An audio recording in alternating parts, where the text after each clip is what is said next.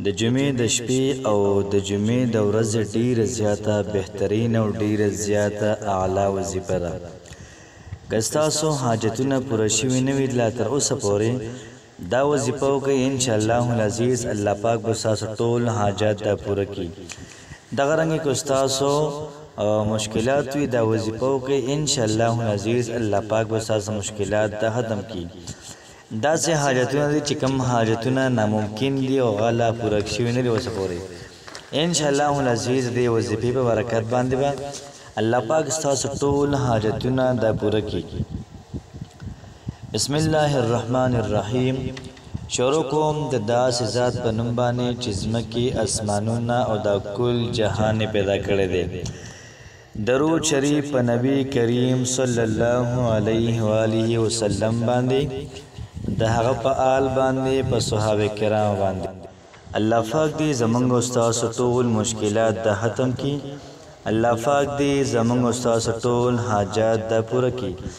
دغه رنګ الله پاک دې موږ او تاسو ټول د هر قسمه درد نه، تکلیف نه، مصیبت نه په امن کې ساتي. محترمو، نن چې کوم زمونږ وظیفه ده دا وظیفه د جمعې د شپې او دغه رنګې د جمعې د ورځې حوالې سره ده. دغه رنګې په حدیث مبارک کې راځي چې د جمعې ورځ یا د جمعې شپه دا دواړه روحانه دي. د جمعې ورځ روحانه ده، دغه رنګې د جمعې شپه دا روحانه دي.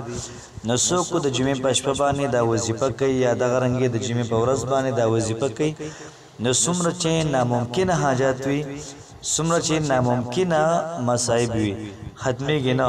انشاءالله العزیز الله پاک به دا ټول په خپل قدرت کامله سره ختموي.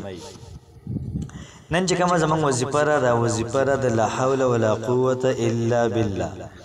یاد ساتئ محترمو چې لا حول ولا قوة الا بالله د ننانمه بیماریانو علاج دی. که دا بیماریانې روحاني وي، که دا جسمانی وي. جسمانی بیماری کې پریشانی هم راځي، پکې حاجات هم پکې راځي، مشکلات هم پکې راځي. دغه رنګې هر قسمه څومره انسان مقاصد دي دا ټول پکې محترمو دا راځي. که چاته دونه مصائب وي چې دی به مشکلاتو، پریشانو، مصیبتونو کې راګیر وي او لا حول ولا قوة الا بالله دا وظیفه وکړي، انشاءالله العزیز الله پاک به ټول تکلیفونه دا ختم کړي.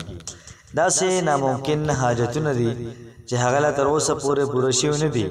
د لا حول ولا قوة الا بالله دا وظیفه شروع کړي، انشاءالله العزیز الله پاک به ناممکن حاجات دا به پوره کړي.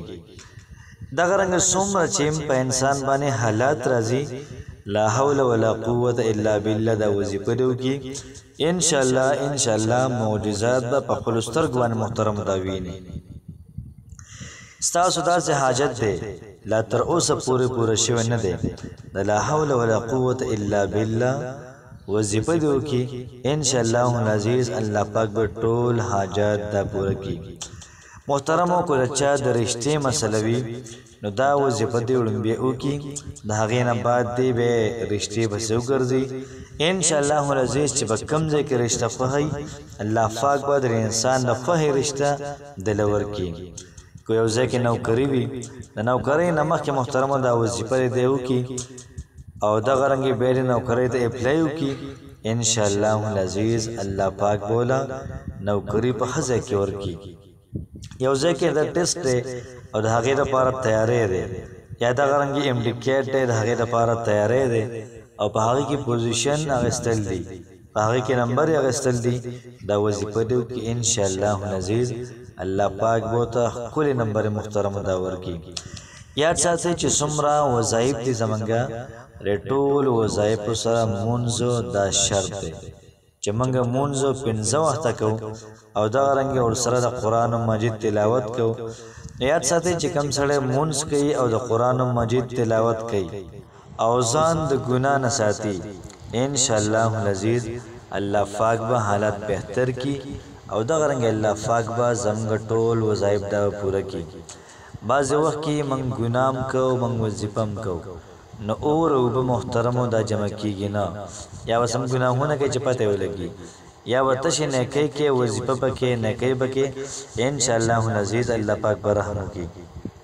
دا وظیفه به کله کوو د ماسخوتن د مانځه نه بعد به موږ دا وظیفه وکړو د ماسخوتن مونځ دا به سړی جومات کې وکړي او دغه رنګه زنانه به کور کې وکړي نو سړی چې کله د ماسخوتن د مانځه نه فارغه شي نو داسې خاموشه ځای کې به کښېني چې هلته کې څوک نه وي نه هلته کې شور وي مکمل پرسکون ماحول وي موږ به درود پاک 11 پیرې وایو درود شریف به 11 پیرې وایو او د هغې نه بعد به لا حول ولا قوة الا بالله 215 پیرې به وایو 725 پیرې لا حول ولا قوة الا بالله او دغه رنګې بیا به د هغې نه بعد به درود شریف 11 پیرې وایو او بیا به دعا وکړو دغه رنګه چې کله موږ راپاسو د سحر مانځه لپاره د سحر مونځ وکړو د هغې نه مخکې د سحر چې کله موږ سنت وکړو د هغې نه بعد به یا الله